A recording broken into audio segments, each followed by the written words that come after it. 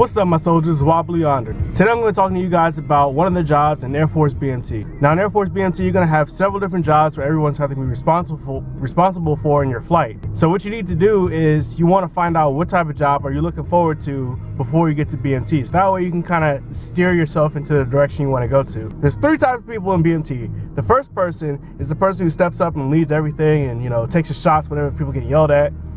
The second person likes to help out. They kind of like to do their job, but they don't like to be in front of the crowd when people are getting yelled at. And then the third person is the person who's just trying to get through BMT. They don't even want the MTI to know their name. They're trying to get through as easily as possible. But hey, it's your prerogative. If you want to step out and lead the flight, I'm gonna let you know how to do that. If you want to stay behind and chill, that's fine too. So today I'm going to talk to you guys about dorm chief.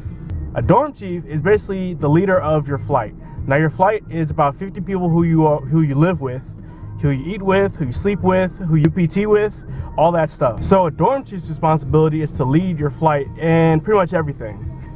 You sleep in the bed closest to the MTI. You are in charge of when you go to classes. You got to report in for your class. You basically, you take the shots, and whenever people are in trouble, they'll call up on you. When people are getting in trouble, like they'll call you into the office and stuff like that. So it's a lot of pressure. It's a lot of responsibility.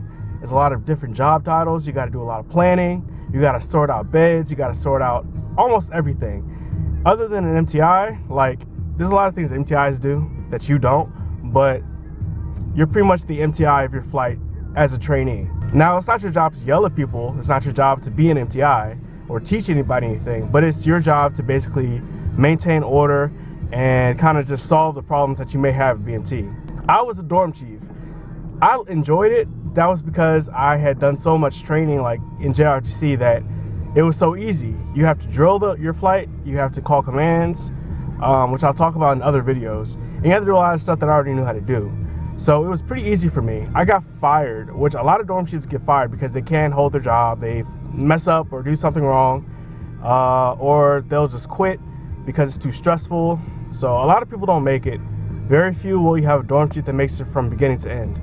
The benefits of being a dorm chief are this: you get extra points towards honor grad when you graduate with your flight. You also get extra points if you're an element leader, a beast monitor, and I think that's about it. If you're a dorm chief and you got fired, you don't get points. But if you want to be dorm chief, step up. In the first day or two, they're going to start asking people, do we have any volunteers?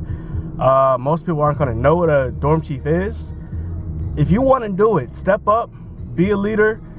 I suggest you be a little older, have some leadership experience in your life, some time management and planning skills. So if you really want to do it, go for it.